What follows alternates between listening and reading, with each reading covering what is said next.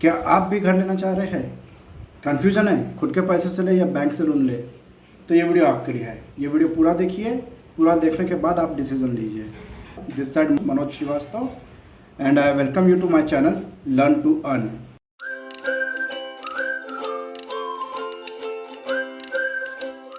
तो आज का वीडियो हम स्टार्ट करते हैं। इसमें आप जानेंगे कि आप जो घर लेना चाह रहे हैं वो आप आपके पैसे से ले या आप बैंक के पैसे से ले। अगर ये नया घर आप आपके पैसे से ले रहे हैं तो आपको क्या फ़ायदा होगा, क्या नुकसान होगा।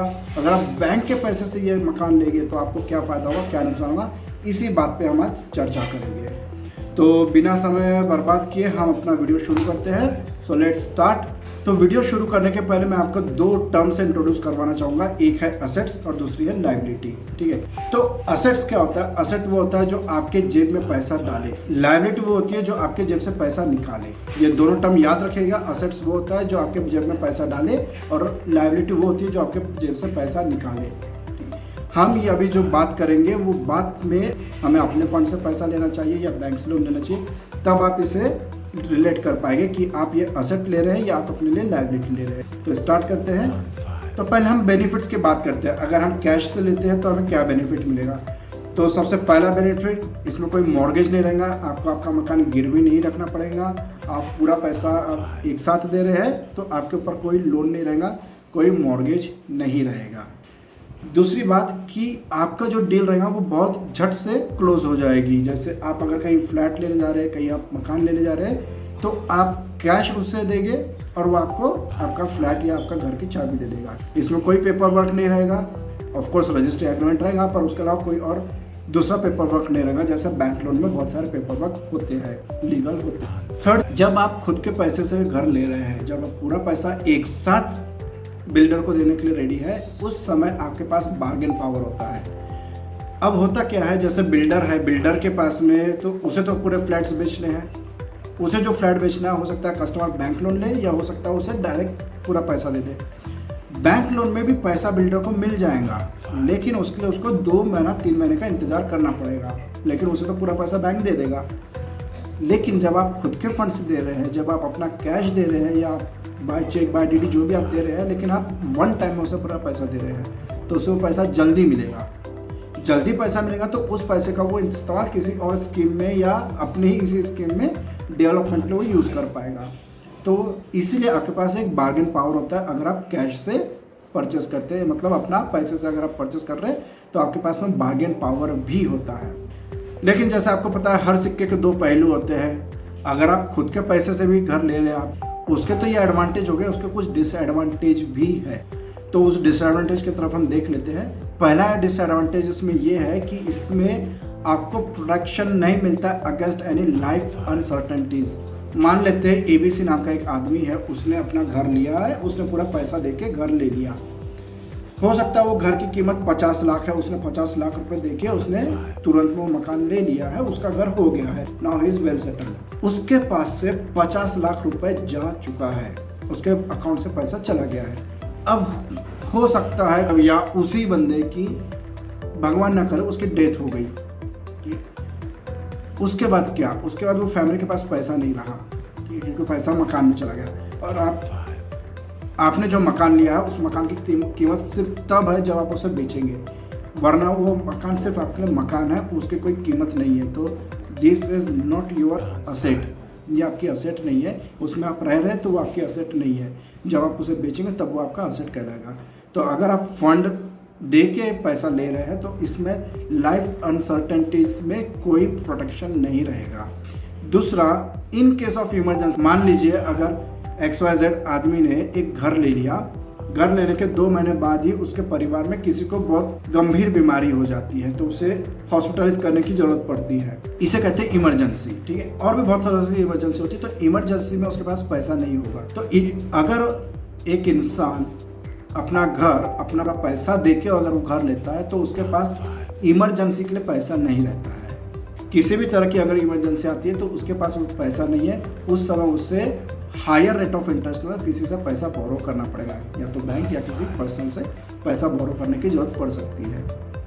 तीसरी चीज़, जब आप खुद के पैसे से घर ले रहे हैं तो आपके साथ फ्रॉड होने के बहुत ज़्यादा चांसेस बढ़ जाते हैं।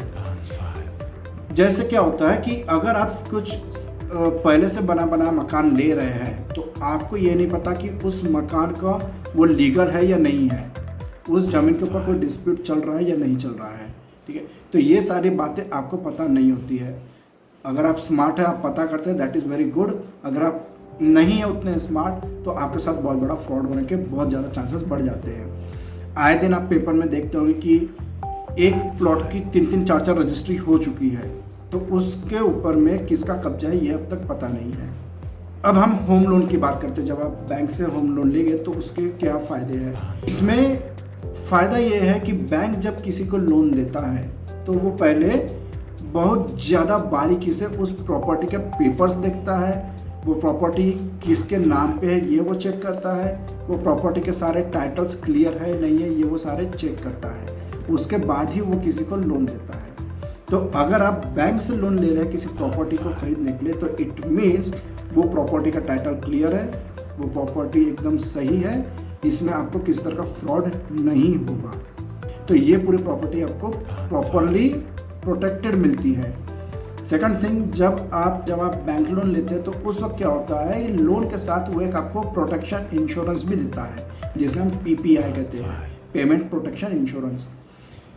तो ये पेमेंट प्रोटेक्शन इंश्योरेंस क्या करता है, मान लीजिए जैसे मिस्टर XYZ ने एक मकान लिया है उसके नाम, 2 महीने के बाद में वो बीमार पड़ गया या उसकी डेथ हो गई, तो बाकी पूरे पैसा कौन देगा, तो ये बाकी पूरा पैसा पेमेंट प्रोटेक्शन इंश्योरेंस देगा। उस XYZ की फैमिली को 1 रुपया भी देने की जरूरत नहीं पड़ेगी, वो बैंक अपना पूरा पैसा इंश्योरेंस कंपनी से रिकवर कर लेगी और XYZ की फैमिली को वो फ्लैट मिल जाएगा, फ्लैट बंगलो मिल जाएगा। तो बैंक से लोन लेने का ये एक फ़ायदा है कि उसमें लाइफ अनसर्टेनिटी की प्रोटेक्शन मिलती है। थर्ड, कई लोग पूछते हैं कि इसमें टेन्योर हमें कितना रखना चाहिए, तो मैं ये कहूँगा कि टेन्योर आप जितना लंबा रख पाओ उतना आपके लिए अच्छा है। ऑफ कोर्स अगर आप लंबा टेन्योर रखेंगे आपको इंटरेस्ट ज़्यादा देना पड़ेगा, लेकिन जब आप टेन्योर लंबा रखेंगे आपकी EMI कम होगी।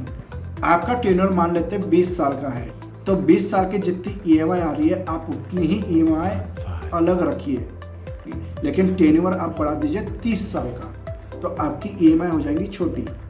तो इतनी EMI आप दे रहे हैं, बचा हुआ EMI आप कहीं इन्वेस्ट कर सकते हैं। ऐसी जगह आप इन्वेस्ट करिए जो आपको आपका होम लोन का जो इंटरेस्ट जा रहा है उससे ज़्यादा रिटर्न दे। आजकल मेरे ख्याल से 8-8.5% कुछ होम लोन का रेट ऑफ इंटरेस्ट चल रहा है। आप ऐसी जगह इन्वेस्ट करिए वो पैसा जो आपको कम से कम 10% का आपको रिटर्न दे। इससे ये होगा कि आप होम लोन जल्दी से रिपे भी कर पाएंगे।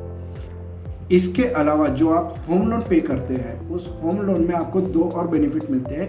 एक 2 लाख रुपए का आपको इंटरेस्ट में रिबेट मिल जाएगा इनकम टैक्स में। दूसरा 1.5 लाख का आप जो प्रिंसिपल पे कर रहे हो उसको आप क्लेम कर सकते हैं अंडर सेक्शन 80C। एक बहुत इंपॉर्टेंट बात मैं यहाँ बताना चाहूँगा, मान लेते हैं आपका जो आप घर लेना चाह रहे हैं वो मान लेते हैं 50 लाख का हो रहा है। अब आपने कैश में पूरा 50 लाख दे दिया तो आप सिर्फ एक मकान ले पाए। अगर आप बैंक लोन लेते हैं उस 50 लाख में से आपने 10 लाख पहले घर के लिए आपने दे दिया, 10 लाख दूसरे घर के लिए आपने दे दिया, आपने 2 घर ले लिए, 20 लाख रुपए में आपने 2 घर का डाउन पेमेंट कर दिया। उसके बाद उन दोनों फ्लैट के लिए, उन दोनों घर के लिए आप बैंक से लोन ले लीजिए, उसकी जो इंस्टॉलमेंट आएंगी वो इंस्टॉलमेंट आप पे करिए। ऑफ कोर्स इसमें इंस्टॉलमेंट आपकी ज़्यादा जा रही है क्योंकि आपके 2 घर के जा रहे हैं, लेकिन दूसरा घर जो है वो आप रेंट आउट करिए।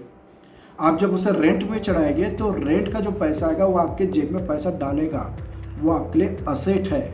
मैंने पहले ही कहा था असेट वो जो आपके पॉकेट में पैसा डाले, तो सेकंड फ्लैट, सेकंड घर जो रहेगा वो आपके जेब में पैसा डालेगा।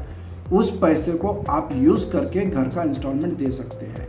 तो गाइस बस आज के लिए इतना ही। होप मैंने आपका कुछ डाउट्स क्लियर किया है। आप कैश में घर ले या आप बैंक लोन ले।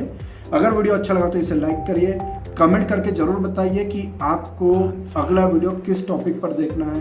कमेंट करके ज़रूर बताइए अगर आपको कोई क्वेरी है, कुछ अगर आपको समझ में नहीं आया है या कोई और फर्दर क्वेरी जिससे मैं आपको एक्सप्लेन कर पाऊँ तो वो बहुत अच्छा रहेगा, आप कमेंट करिए। डिस्क्रिप्शन में एक लिंक है जिसमें कॉस्मो ऐप लिंक है, उसमें आप ज्वाइन करिए, वो फ्री में आप ज्वाइन कर सकते हैं। उसमें बहुत सारी टिप्स आपको मिलते रहेगी। अगर आप पहली बार मुझे यूट्यूब में देख रहे हैं तो इस चैनल को जरूर सब्सक्राइब करिए, आपको बहुत सारी इस तरह की इन्फॉर्मेशन मिलती रहेंगी, साथ ही साथ आपको टेक्निकल नॉलेज भी मिलते रहेगा। तो thank you very much guys, मिलते हैं अगले किसी वीडियो में। नमस्कार।